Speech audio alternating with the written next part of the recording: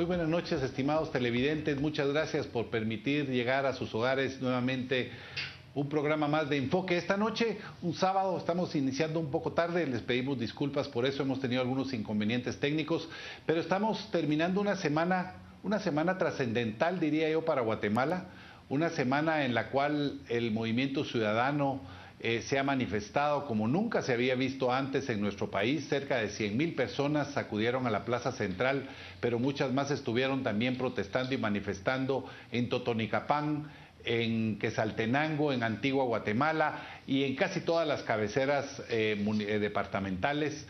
En términos generales hay un clamor muy fuerte por la renuncia, para que el presidente Otto Pérez Molina renuncie luego de las denuncias que presentara el Ministerio Público y la CICIG hace ya algunas semanas. Esta noche vamos a conversar por la vía telefónica con Ninette Montenegro. Ella es miembro de la comisión pesquisidora que ya esta mañana concluyó con las gestiones, con las investigaciones y con escuchar a las partes, al MP, a la CICIG, y esta mañana recibieron el informe por escrito del presidente Otto Pérez Molina y ya tienen también una conclusión, pero vamos a conocer a través de las declaraciones de la diputada Ninette Montenegro de Encuentro por Guatemala cómo fue que se logró, primero, que la comisión finalmente se integrara y luego que realizara en tan poco tiempo un trabajo que responde a ese clamor ciudadano que se está dando en el país en este momento. Estamos, les recuerdo, a una semana también de tener elecciones generales en el país y el ambiente pues obviamente no está como todos los años característico de eso que se ha llamado la fiesta cívica de las elecciones. Vamos a hablar, tenemos ya por la vía telefónica a Ninette Montenegro.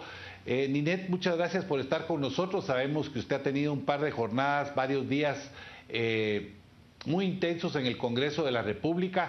Yo quisiera que nos contara primero cómo fue que se logró que en tan poco tiempo que la comisión pesquisidora tuviera ya una decisión, una recomendación que va a presentar al Pleno, y que conversemos también un poco sobre qué fue lo que pasó y luego qué es lo que se puede esperar en el Congreso en los próximos días. Bueno, Gonzalo, buenas noches y gusto de escucharlo. Bueno, el jueves cuando se hizo el sorteo y después que al final de la quinta pelotita, ¿verdad?, sale el número 100, ese es el número en el Congreso, pues obviamente asumí la responsabilidad, pero me preocupé porque sabía que iba a estar en medio de dos bancadas mayoritarias y que han tenido una histórica e inmediata alianza, ¿verdad?, en diversos casos. Y me preocupé muchísimo, créame, porque nosotros tenemos que hacer nuestro papel, sobre todo con información contundente que nos ha dado CIG y el Ministerio Público. Entonces, lo que hicimos, como usted ve, fue una serie de presiones, llamémosle así, tal vez no es la palabra más feliz, para propiciar que se reuniera la comisión, porque al final queríamos un plazo, que se les fijara un plazo en el Pleno y se fueron por la puerta de atrás, y ya no se pudo poner un plazo.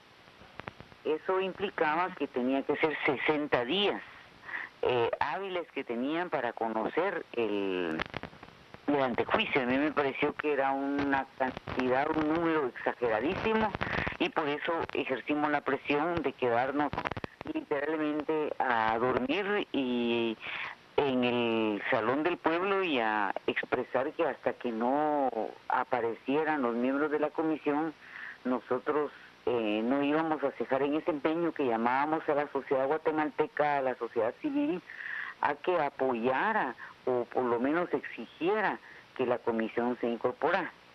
Y creo que de alguna manera, a través de las redes y sociedad civil, pues creo que hubo esa expresión, ¿verdad? Y así es como se conforma la comisión, un poco inicialmente regañadientes, ¿verdad?, pero se conformó con una petición de mi parte de que el análisis no podía ser 60 ni siquiera 8 días, sino que tenía que ser viernes, sábado y domingo, a más tardar, ¿verdad? Para poder entregar un informe pormenorizado el lunes. Lo primero que ustedes tuvieron fue el día de ayer, escucharon las pruebas y tuvieron documentación sobre las pruebas que el MP y la CICIG presentan en contra del presidente. ¿Qué es lo más destacado? ¿Qué es, digamos, lo más sensible que ustedes sintieron como para poder decir que efectivamente el presidente debe perder la inmunidad a través del antejuicio?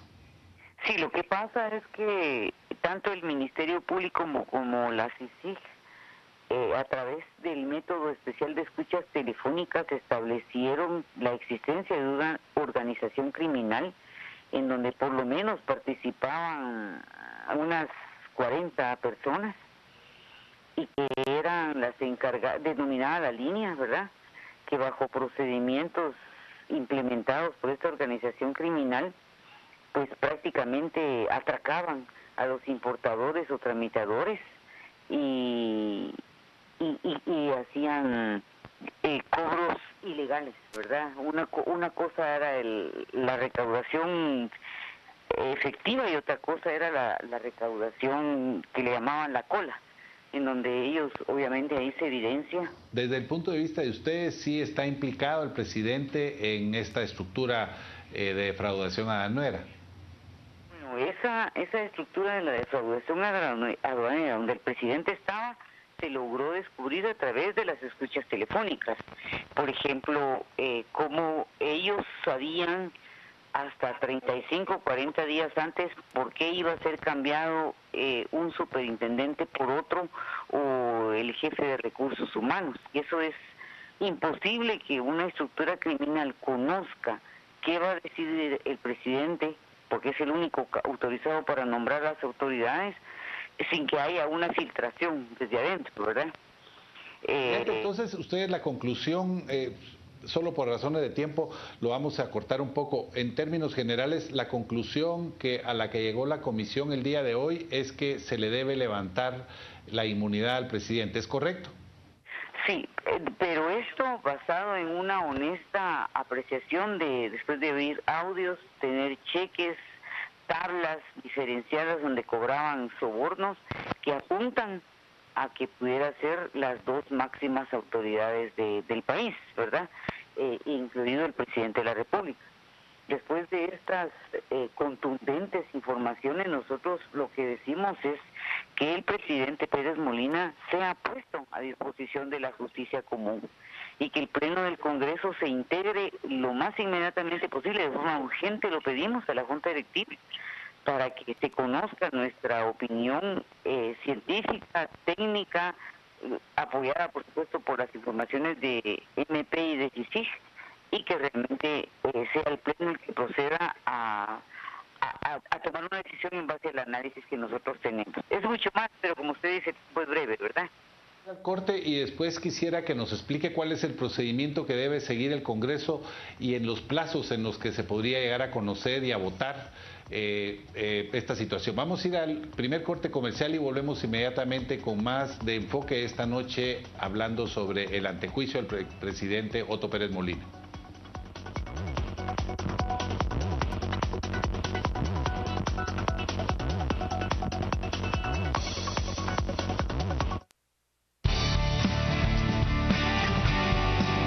Estamos presentando Especiales de Canal Antigua.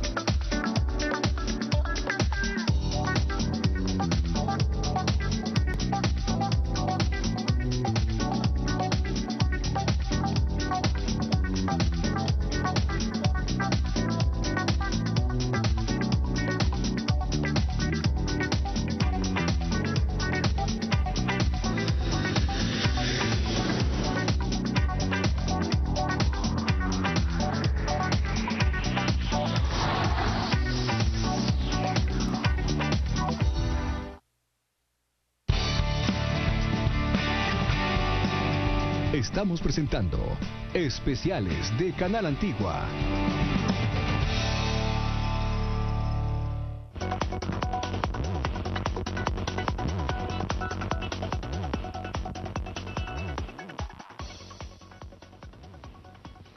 Estamos de vuelta con Enfoque. Esta noche conversamos con Ninette Montenegro por la vía telefónica, lamentablemente, pero por razones del tiempo y finalmente todo lo que ha sucedido a lo largo del día, solo hemos podido contactarla por la vía telefónica. Ella es la quinta integrante de la comisión pesquisidora. Indudablemente ejerció una presión muy fuerte para que la comisión finalmente caminara.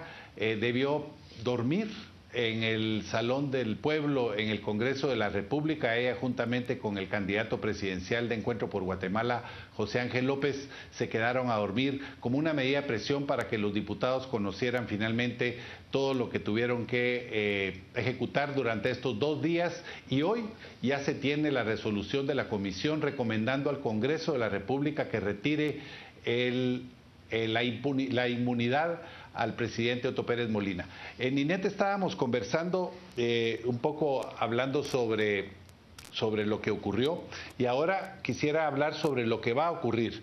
Ustedes deben entregar su informe a la Junta Directiva del Congreso de la República, y el presidente debe convocar a una sesión extraordinaria, o será hasta el día martes cuando se conozca en la sesión ordinaria.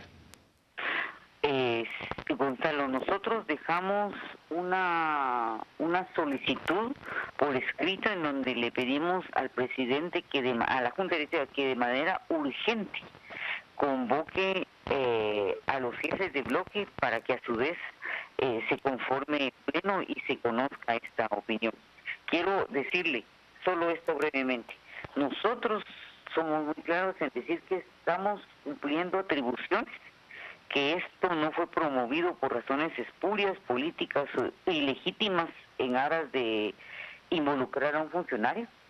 Se determina que existen indicios racionales y suficientes que orientan hasta que el funcionario público denunciado sí podría haber incurrido en acciones que revisten características propias de uno o varios delitos.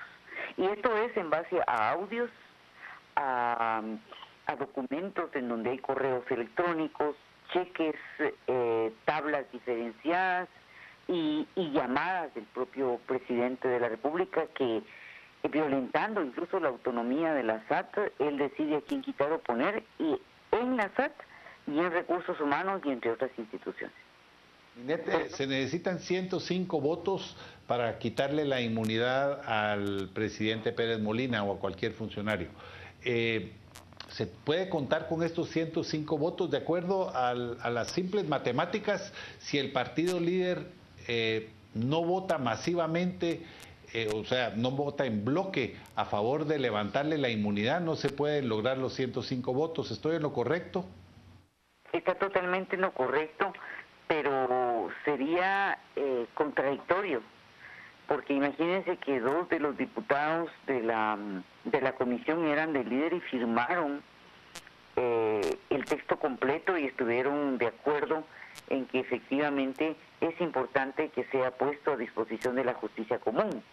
Entonces, no tendría sentido. Yo lo que creo es que la población guatemalteca, no debe, pero le pedimos que apoye para que realmente se instale inmediatamente el pleno y que a más tardar, si no es el lunes, el martes, ya estemos conociendo esta opinión de la comisión. Al segundo corte comercial, agradecemos a la diputada Ninette Montenegro por su participación esta noche con nosotros. Yo creo que ella ha ganado el reconocimiento del movimiento ciudadano, que estuvo muy cercano. Incluso el día de hoy hubo una manifestación fuera del Congreso de la República. Las redes sociales hubo unas reacciones muy favorables al resultado de la comisión, y eventualmente lo que se pudo ver es que hay una satisfacción muy clara por lo que ha sucedido. Muchas gracias, Ninel Montenegro. Vamos al último corte comercial y volvemos inmediatamente con Anabela Morfín. Ella es una abogada constitucionalista para analizar desde el punto de vista jurídico lo que procede a partir de ahora en el tema del antejuicio, siempre y cuando, por supuesto, el Congreso de la República el próximo lunes o el próximo martes levante la inmunidad al presidente Otto Pérez Molina. Gracias, Gonzalo.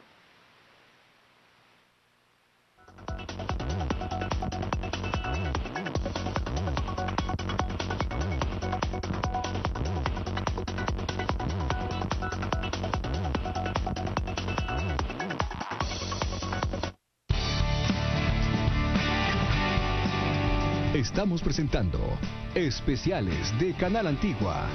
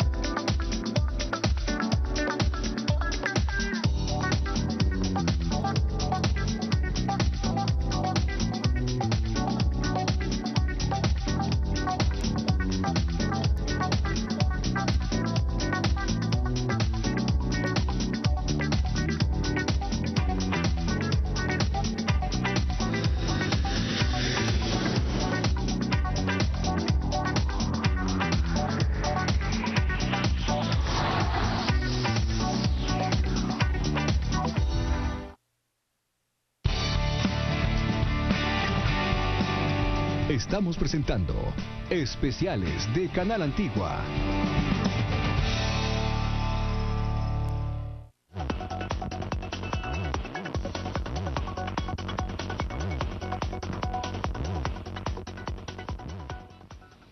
Estamos de vuelta con la última parte de Enfoque esta noche, tocando el tema, abordando el tema, el antejuicio contra el presidente Otto Pérez Molina.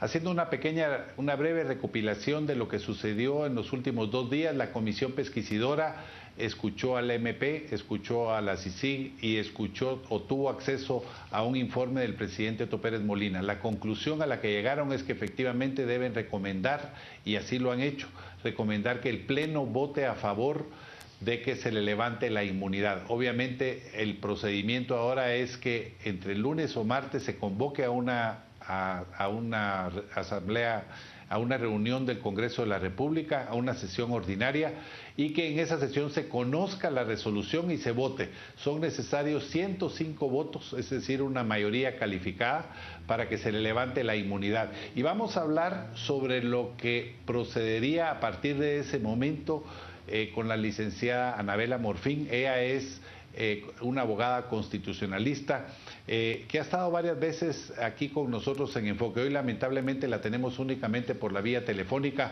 Anabela, muchas gracias por estar con nosotros esta noche. El país está evidentemente muy interesado por lo que va a suceder en esta semana o en las semanas sucesivas en torno al presidente de la República. Es posible que por primera vez en la historia vayamos a ver un juicio de o por lo menos un proceso en contra de un presidente en ejercicio, si el presidente decide continuar y no renunciar como lo declaró esta semana por la vía telefónica a una radio.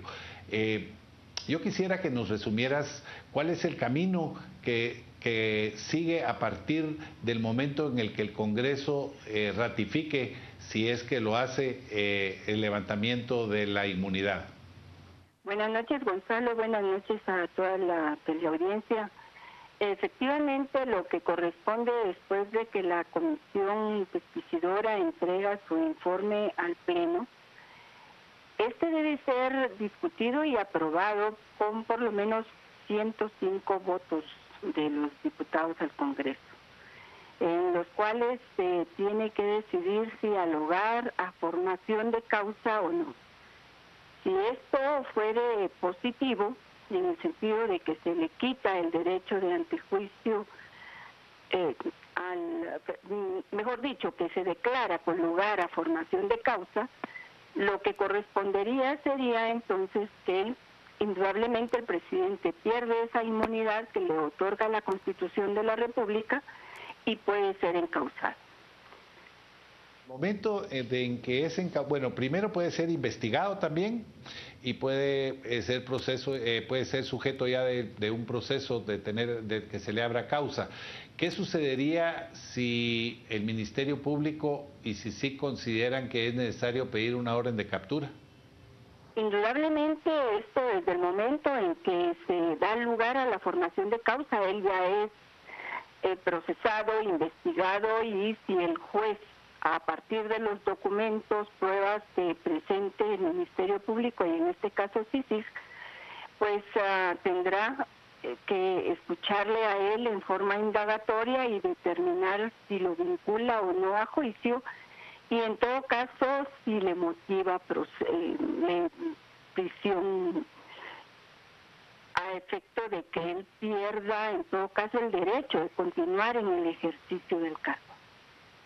Anabela, en el caso, obviamente, cuando él pierde la inmunidad, tampoco goza de privilegios, es decir, si un juez lo cita, ¿tendría que llegar él o todavía podría, por el cargo que ocupa, podría enviar un escrito como hizo hoy con la comisión pesquisidora? Desde mi punto de vista no pierde esos privilegios, porque él, por el hecho de ser sometido a un proceso, no quiere decir que pierda la condición de presidente. Él continúa en el ejercicio del cargo y naturalmente gozará de todos los privilegios que de conformidad con la Constitución y la ley le corresponden. Es decir, no necesariamente tendría que rendir un proceso, dentro del proceso una declaración.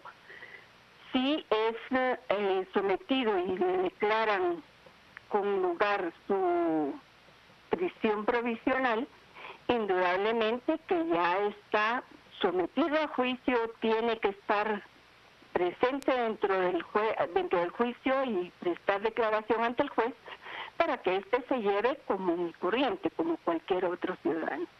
Y por supuesto que va a tener a su alcance, digamos, o dentro de su capacidad, el poder presentar recursos de amparo y poder ir postergando, como comúnmente se hace en Guatemala, ir postergando el inicio del juicio mismo. Indudablemente, como una persona sometida a proceso, tiene derecho de hacer valer todos los recursos que de conformidad con la ley correspondan, según las distintas etapas del proceso. Estamos hablando de que en ningún momento con esto se rompe la Constitución, o sea, es un proceso que está contemplado. En algún momento, si se le diera orden de captura, tendría entonces sí que abandonar la presidencia.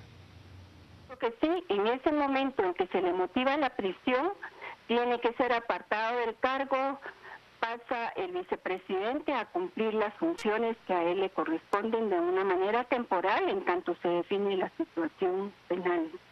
Y naturalmente se continúa con la dilación procesal. En el ínterin terminará su periodo presidencial.